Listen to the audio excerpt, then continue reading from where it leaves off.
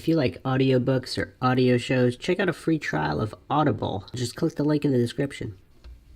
Welcome to Mindshock True Crime. This is your host, Bruce McGuire. You are listening to the Delphi Murders Case Series. This is episode 24, Catfish.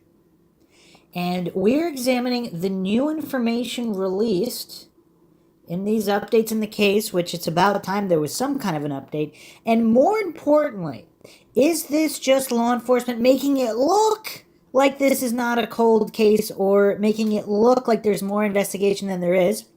Or are they diverting attention into a lead that they know is false so they can concentrate on other leads while distracting all the YouTubers and web sleuths by throwing them this bone that they know will not be fruitful? A lot of options on the table, and of course this is Mindshock, where the only thing we know for sure is that we don't know anything for sure, and we don't commit logical fallacies here.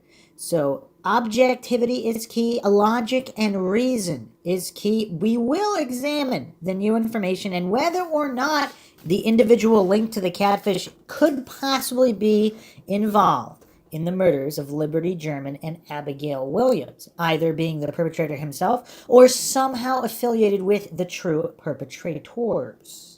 As always, if you enjoyed the podcast, find it interesting, feel free to donate to our PayPal, help to support the channel, help us get more mind-shocking content out there, and keep awareness up, not just in this case, but in other true crime cases, missing persons, and such. Awareness is what gets cases solved. Just check the link in the description. Make sure you subscribe to the channel, hit that bell for notifications. Make sure you allow your device to have those notifications come through. Or you can just go to youtube.com/Mindshock to check out the latest updates. Like and share this podcast, Twitter, Facebook, Reddit, Patreon. Patrons do get priority for case topic, logical analysis, co-podcast, or requests. You could also be a guest in the podcast depending on your tier. Questions, comments, theories, thoughts, suggestions, rebuttals, debunkings of any kind, leave them in the comment section.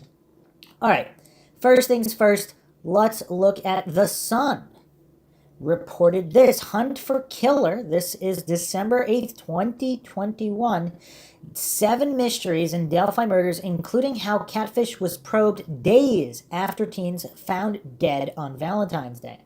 Mystery continues to surround the so-called Delphi Snapchat murders, nearly 5 years on from the killings of 2 teenage girls in Indiana who were found dead near a train track back in 2017. Bodies of Abby Williams, 13, her best friend Libby German, 14, were discovered near a river a short distance away from Monon Bridge Trail in Delphi, February 14th, 2017.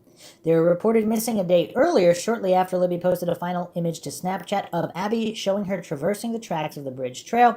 Few updates have also been shared by police in more than 4 years since. Cause of deaths unclear. The girls' causes of death have never been disclosed, and their killer has never been found. Now, yeah, I mean, there's a lot of criticism of how law enforcement handled this. And there's a lot of problems with this, obviously, but some people allege that even the Snapchat photo was not taken day of. Some people allege that the entire reported timeline, it has an issue with it. Because is it possible the girls weren't even there at the time alleged? Again, I wasn't there, so I don't know. I'm not going to hallucinate and pretend I know anything for sure like some of these other goofs on true crime channels do, or even official reporters and investigators. If it's not definitively proven, it is not definitively proven. You can pretend it's a fact, but that's not going to make it so. The truth is whatever it is. So how suspicious is it that they didn't even release a cause of death? Now, in some cases, cause of death is not released. That's not the most unusual thing ever, but we have to look. I mean, this many years on, I mean, it's definitely time for more information. Indiana State Police previously said that autopsies were carried out on the 2 girls, but officials declined to disclose a cause of or time of death for either girl and refused to confirm whether DNA evidence was recovered from the scene. Also strange.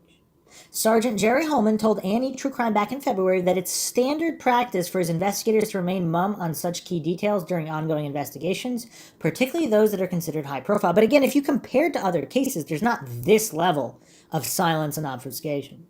Speaking on behalf of state police, we don't ever release information about ongoing investigations, Holman said. In this case, we gave out audio and photo evidence from, you know what's strange?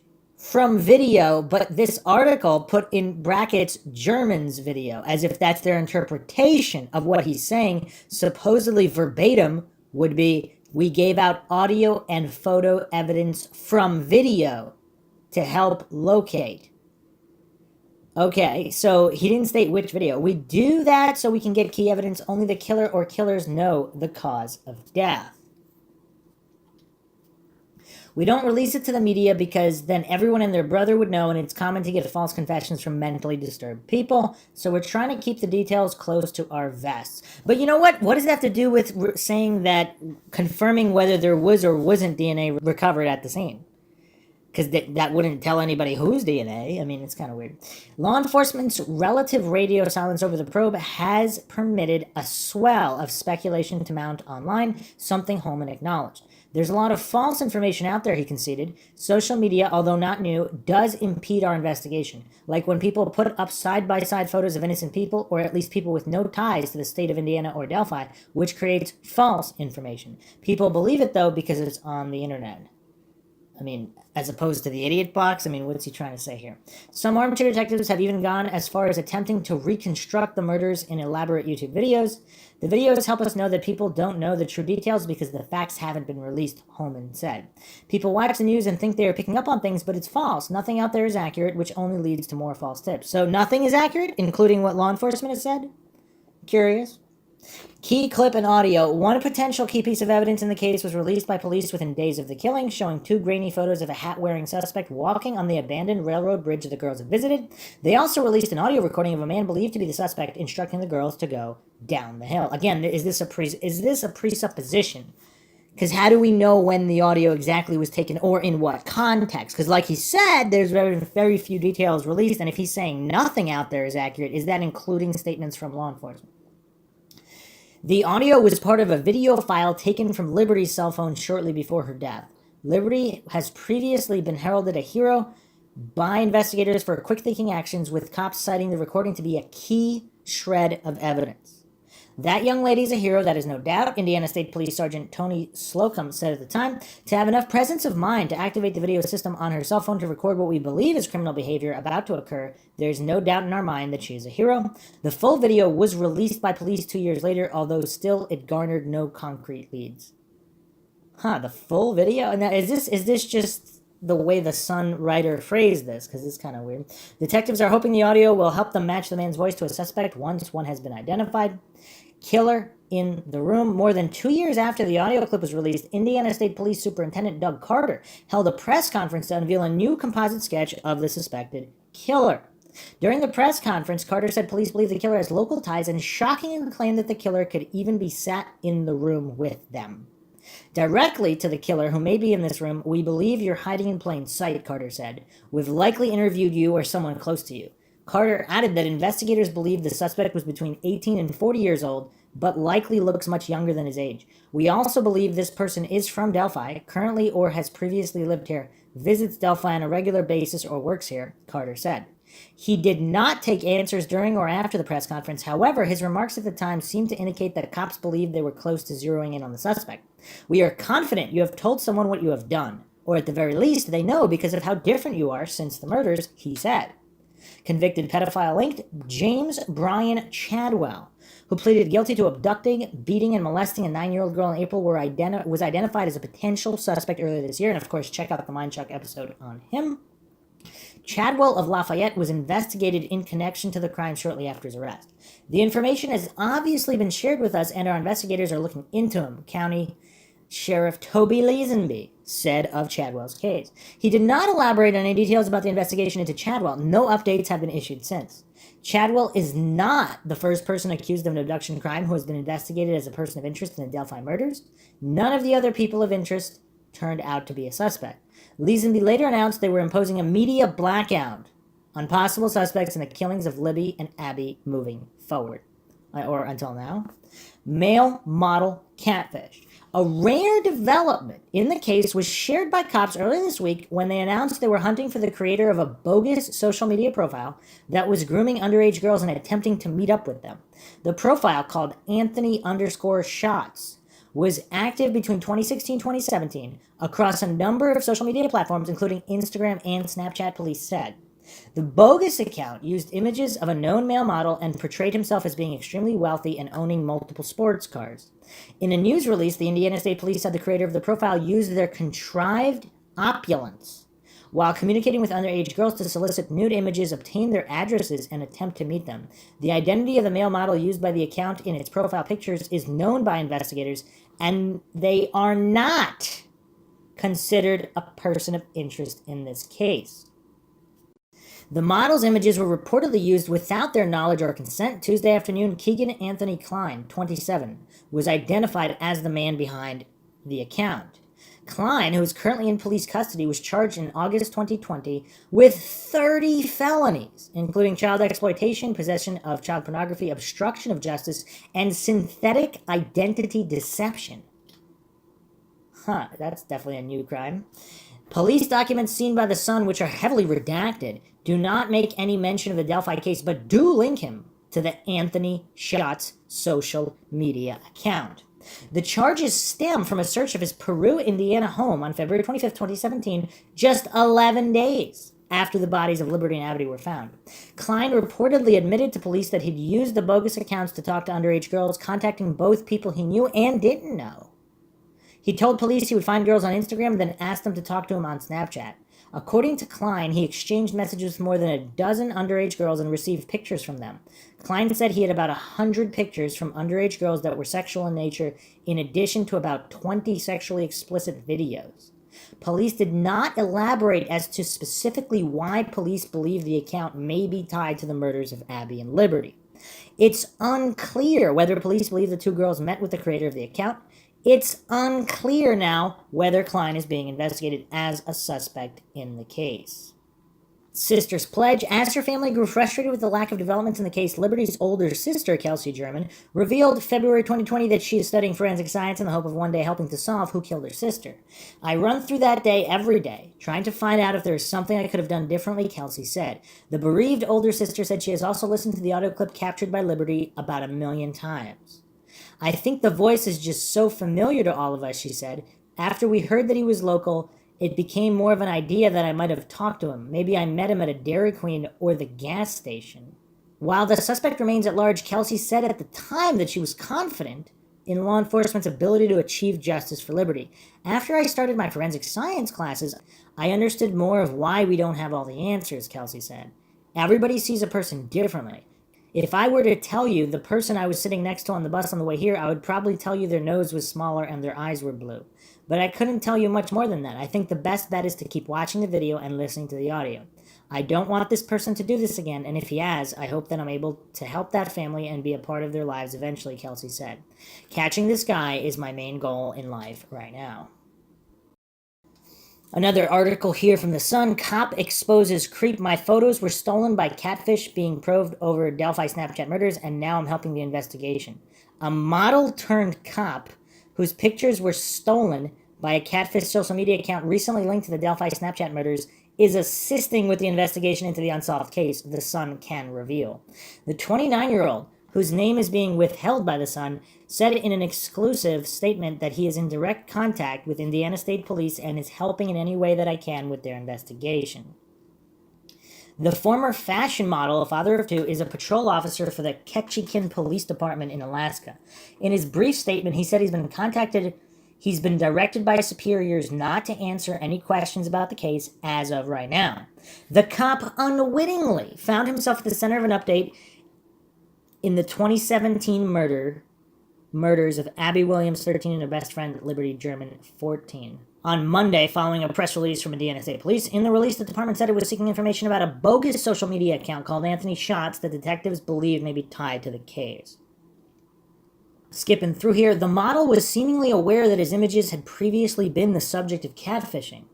In a post uploaded to Instagram 111 weeks ago, the man wrote, PSA, if you think you have added me on Facebook, you don't. I don't accept people I don't know.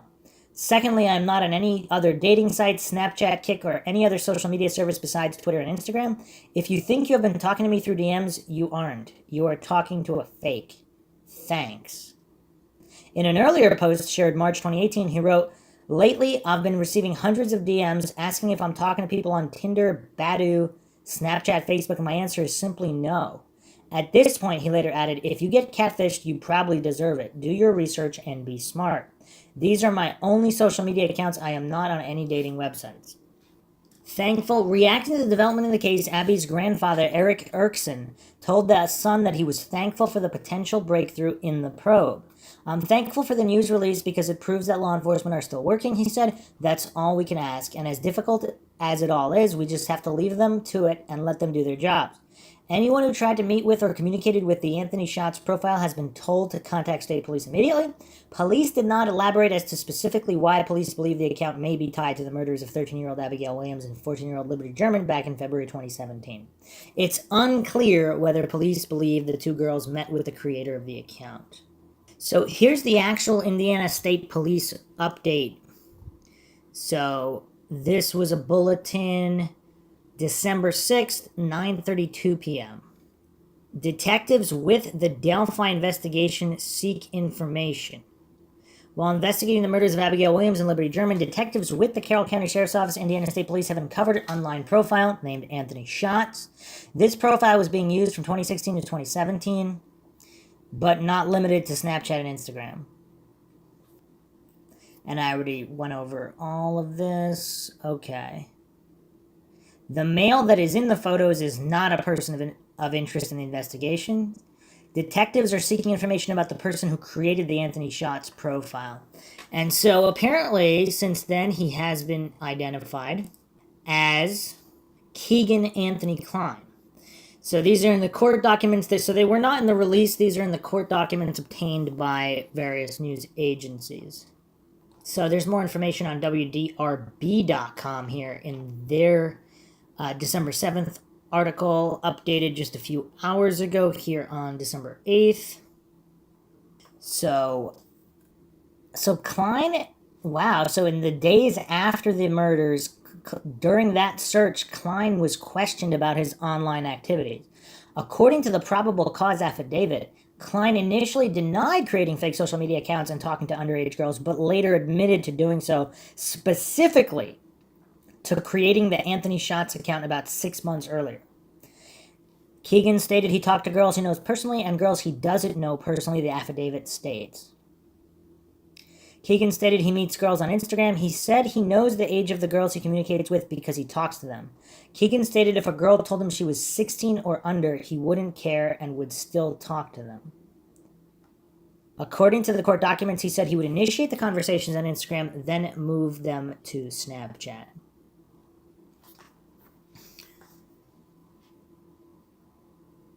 Police say he admitted to speaking to about 15 underage girls and getting images from every one of them. According to the affidavit, he told investigators that the girls' ages ranged from 15 to 17, and he probably received 100 sexual images from the girls. As a result of the investigation, Klein was charged with 1 count of child solicitation, 1 count of child exploitation, 2 counts child exploitation, possession of child pornography, 1 count of synthetic identity deception, and 1 count of obstruction of justice. He remains in custody on those charges. It is important to note that Klein is not in any way charged in connection with the murders of Williams or German at this time. It is not clear if investigators in the murder case have spoken with Klein.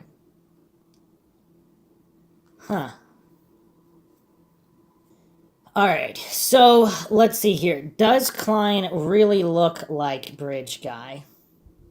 I don't know. Supposedly he's a much heavier individual. So how much lighter could he have been in 2017? I mean, I don't know. Seems unlikely, and seems unlikely he would be navigating that bridge either. I mean, I don't know. As far as the younger guy, do people believe that the younger guy is the fake profile? Because these are the rumors that were out initially. And all the coincidence theorists, the authority-worshipping cultists that all shut down rumors, they all thought the catfish idea was fake. Clearly, the police are interested in it.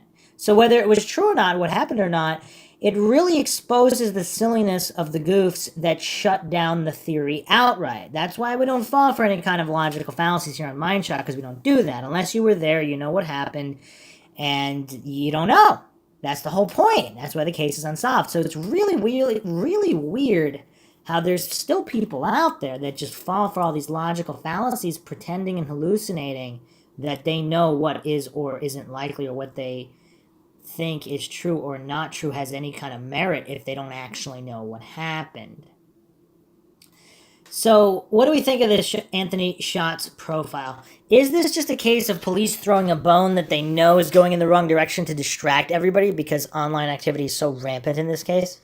Or is it possible there really is some kind of merit to the Anthony Shots profile being involved? Now, would this involvement be a ring of individuals?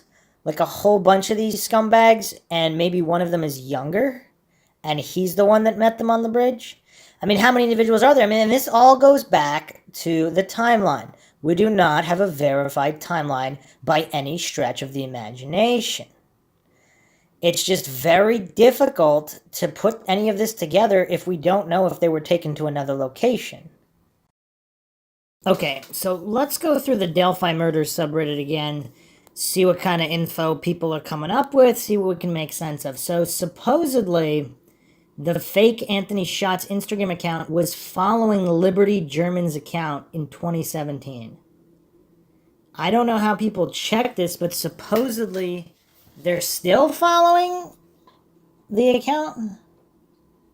Here's a post from Quizzical Cat. His fake IG account was following Libby's in 2017 and apparently still does. Since law enforcement knew this guy was behind the Anthony Shots account, I'm thinking that when he was served with the search warrant February 2017, they likely knew he was one of Libby's followers. So Quizzical Cat actually... Wow! She posted a screenshot Instagram December 26, 2016, and Anthony Shots apparently liked it and requested to follow her. Huh, if that's not a fake, that's very interesting. So supposedly he liked several other of her images. So this is quite damning. And law enforcement knew this right away, which is curious on the timing of this new release. Quite curious. Further speculation by Quizzical Cat here. Law enforcement seized Klein's devices late February 2017, and since law enforcement knew at the time that he was behind the Anthony Shots profile, it's likely that he never used the profile after that. So it would seem that he was following Libby's Instagram and liking her pics before the murders.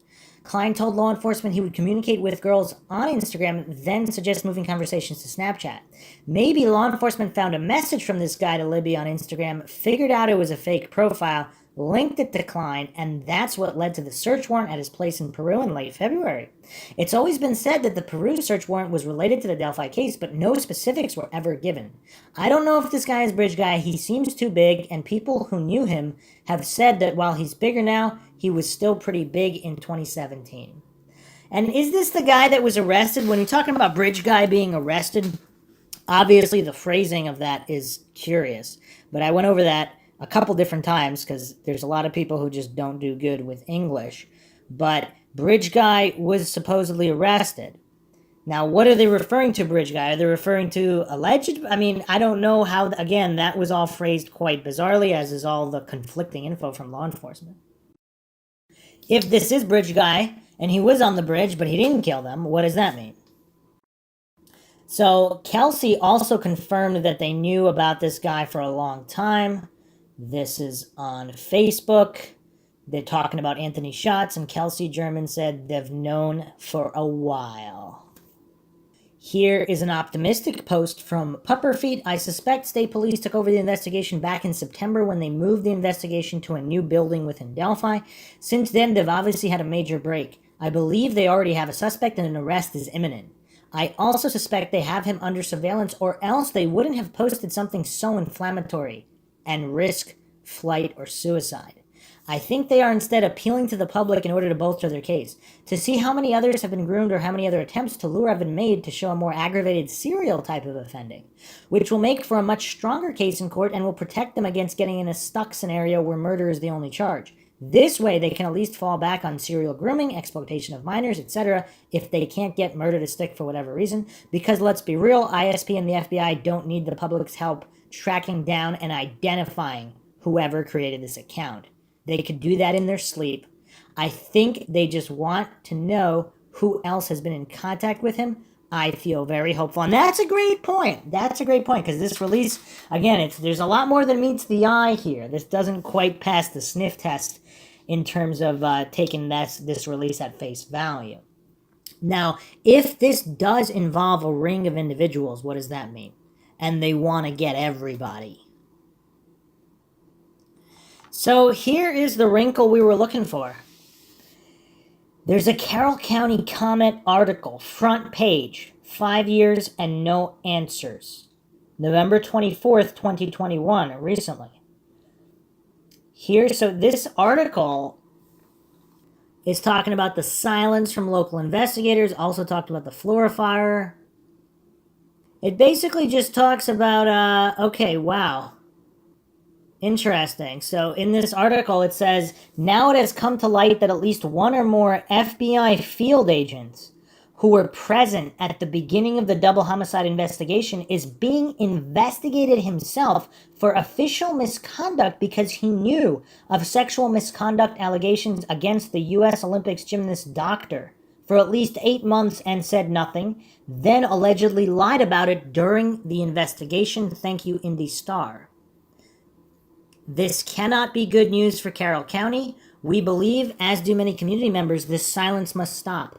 Someone has to draw a line in the sand about what is valuable to the investigation and what is nothing more than refusing to acknowledge these cases should be considered cold cases.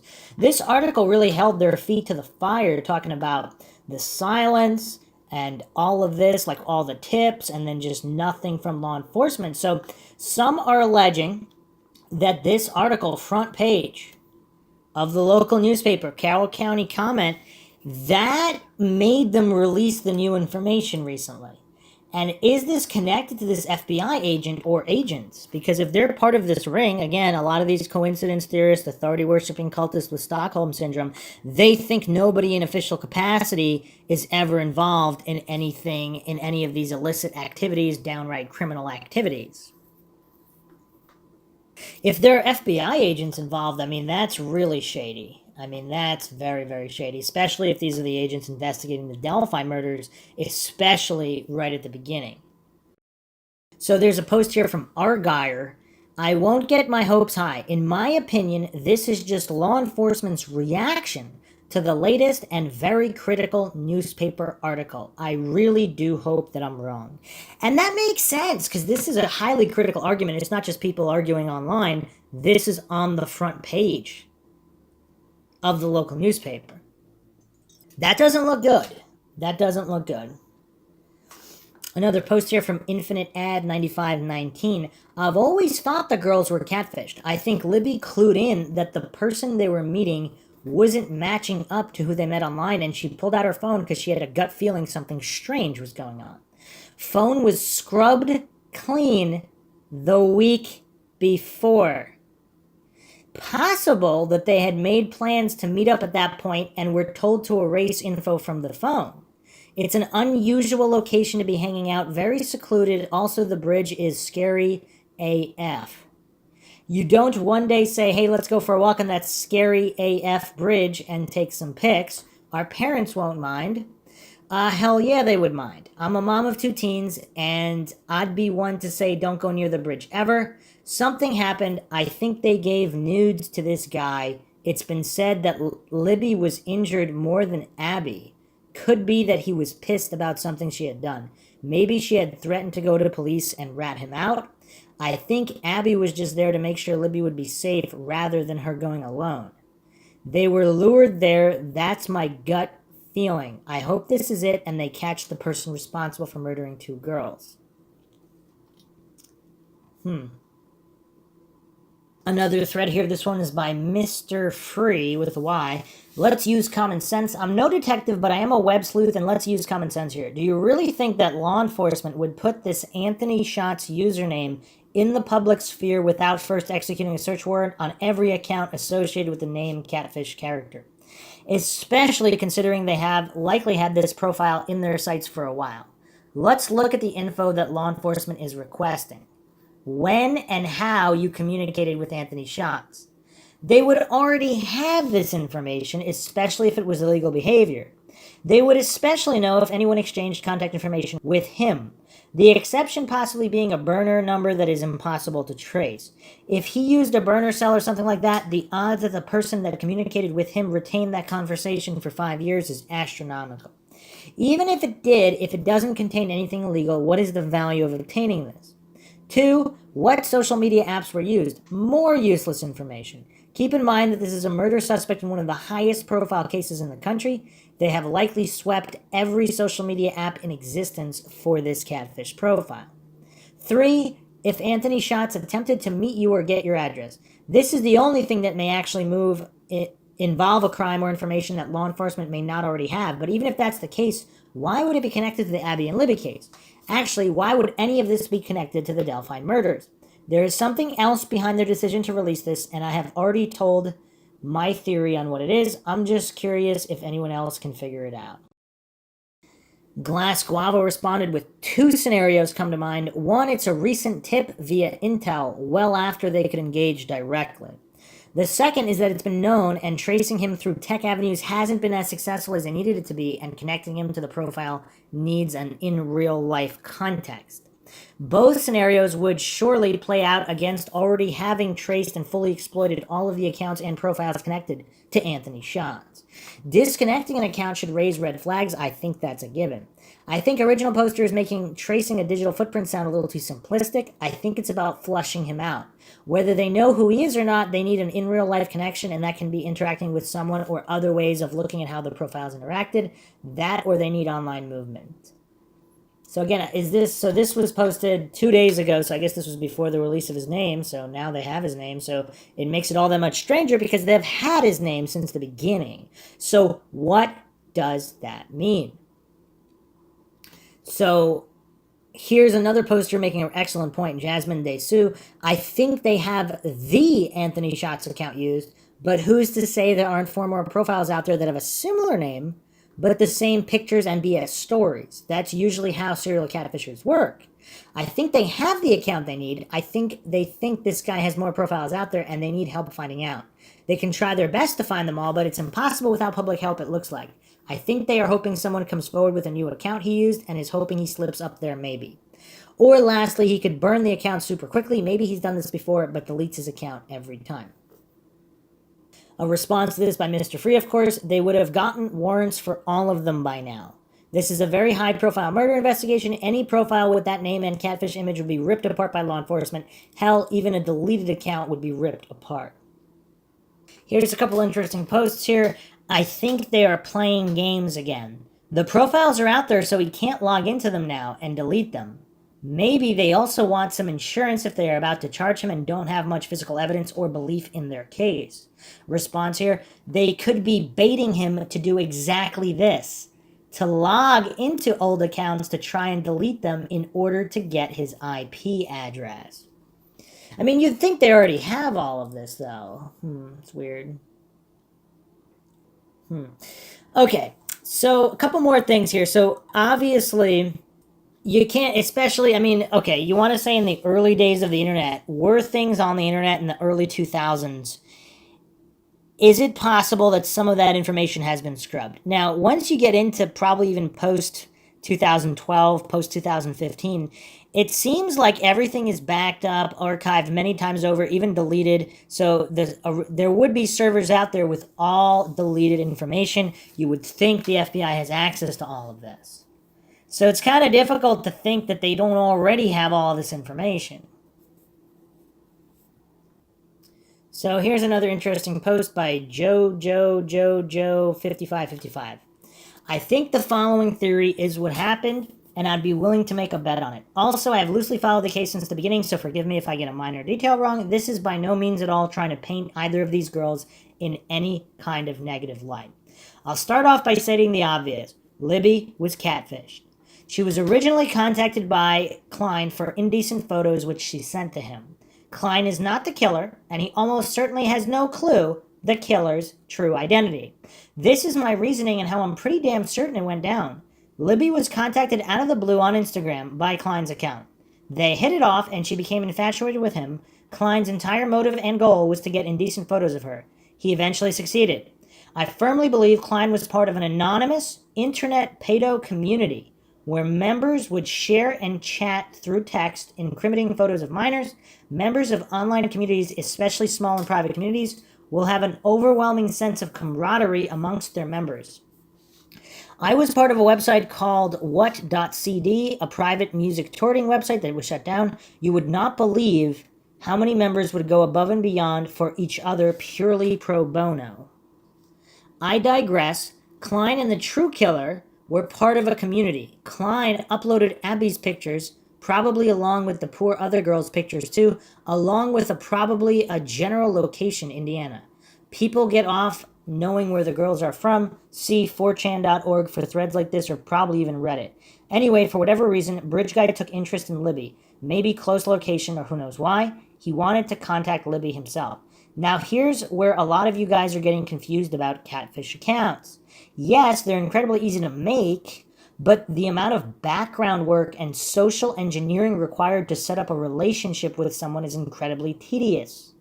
Not only that, but let's say you're in the person who's getting catfished shoes. An extremely attractive member of the opposite sex contacts you out of the blue, you guys hit it off. What are the chances, right? Unbelievably low, but to the person who's getting catfished, it's not impossible. Now let's say two members of the opposite sex want a relationship with you. Now that's impossible. This is why Klein's Instagram account was so valuable. It has an invaluable relationship with Libby. Not only that, but it has leverage. So my guess would be Klein gave the account to the killer under the guise that he would try and solicit more nudes. That's when things take an even more terrible turn. This is when I'm pretty hard speculating, but here's what I think. Bridge Guy probably uses blackmail, i.e., threatens to show Libby's parents, etc., the pictures unless they meet up. She knows she's in trouble. As a kid, what are you supposed to do? Let your parents, teachers, friends find out and see your photos. She tells Abby about this, and they agree to meet Bridge Guy, but first, they erase Libby's phone. Either because they were instructed by Bridge Guy to do so beforehand, or because Libby doesn't want to get caught with her convos, pictures, etc. At this time, I still believe that Libby and Abby think it's actually the guy. They are sketched out, but willing to do one meetup with him, under the guise of a friendly talk between him and Libby, in exchange that he would leave her alone and delete the photos. Obviously, we know it ends sadly. Now, this is what Klein is thinking. He sees the news break and immediately knows that the person he gave the photos to is the killer. But what are you going to do in his situation? You can't go to the cops, etc. Plus, you yourself are a piece of expletive with terribly screwed morals. The thing that really made me think is once he was investigated, he admitted to all CO charges. Not only that, but his reaction to the interview, I'm expletive, is pretty damning of being an accomplice, but not the actual killer. He feels hopeless because his actions led to the deaths of two girls, yet he doesn't know who the killer is to save himself with a plea deal or leverage. Wow. And that could explain quite a few things, would it not? Once again, an astute Redditor posts a theory. I mean, it kind of covers most of the bases. It really does. Now the question is if the killer is also a geocacher, and that's how he knew one of the Germans' accounts, or Kelsey Germans, whoever had that account, he might have also been semi-stalking them through that. And then if he also knows this Klein guy, and he's also part of these communities, I mean, it's all very, very shady. It's as shady as it gets.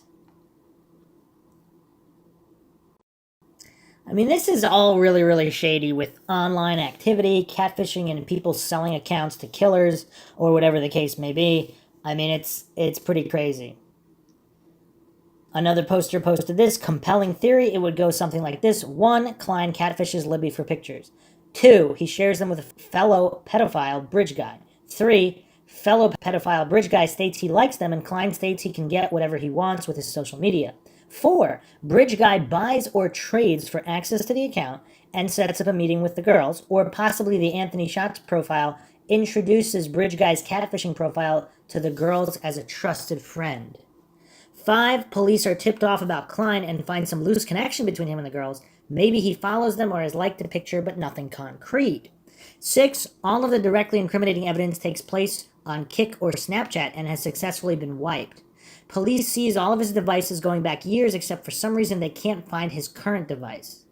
Then he wipes his current device before turning it in. Police focus on Klein, but he has an airtight alibi. He was in another state or something. 8, with him eliminated and no direct proof, they move on, and he gets put on the back burner as just another pedophile. 9, we have seen that Klein is willing to talk to the police, even if he is likely lying about a bunch of stuff. Maybe he volunteered in the last year that he allowed other people access to the account, and he created this new inquiry. Okay, I mean, that is an excellent theory. That is a very excellent theory. And of course, the timing of information released by the ISP, I mean, that's still curious as well. Another interesting post here by STFU Voices in My Head. My personal opinion, Klein has been working with law enforcement since 2017 when his home was searched. He remained free because he acted as an informant. The new 2020 charge that someone pointed out might be what compelled law enforcement to arrest him after all this time. Personally, I don't see any reason he would be free for under 3 years unless he was working with law enforcement. I really don't think he is Bridge Guy, but I think he has some connection to Bridge Guy through the Anthony Shots account. He probably doesn't know who Bridge Guy is, but maybe he is coughing up more info since a hearing is coming up. That's okay. So apparently there's a hearing on the 16th, a pretrial conference. Okay. Another poster posted this: I think the new warrant came out because he reached the end of his usefulness as a CI for whatever reason. It was time to move forward with his formal charging at that point. Yeah, I mean, a lot of this makes sense. And if you're him, I mean, see, there's a lot of different types of scumbags. And they all have different lines in the sand and different moralities. There's plenty of scumbags who would just never really condone physically hurting anybody. So, yeah, there are those types of scumbags. Then there's other types of scumbags that, of course, would murder anybody, whatever. And then there are the ones in between that maybe would do random assaults, but they draw the line at murder. I mean, there's so many different types of scumbags, so obviously it doesn't automatically make one a murderer because they're engaged in all this online fraud, child solicitation, and all of this just incredibly despicable and illegal behavior, but that doesn't make them a murderer per se. So this Klein individual, it seems like it might be more likely that there was some kind of an account sharing. And there was, so I mean, that seems to be able to explain a lot of this. Here's a post from February 26th, 2017 on Facebook. Okay, I'm weirded out. This is probably just a sign that I'm paying too much attention to this case, but I went to Liberty's Instagram yesterday, noticed that a really strikingly attractive teenager had liked a couple of her posts. I back-searched his profile photo, and it was of an old photo of a male model, not a real person, as he was claiming to be, but he had claimed to have just moved to Lafayette. His profile was private and a typical phishing profile, but he only had like 50 followers. Today, the likes from him are gone, and either his name has changed or he's deleted his profile. I'm sure the FBI has already read all of their social networking interactions, but I just really wish I had saved his profile name or emailed it to the sheriff or something. So this was posted February 26, 2017, so there were people noticing this quite a long time ago. Now, here's, again, I just have to reiterate, supposedly Snapchat, Kik, these are unsaved files, but here's the thing. As I've stated before, the Echelon spy satellite system has been up for a while.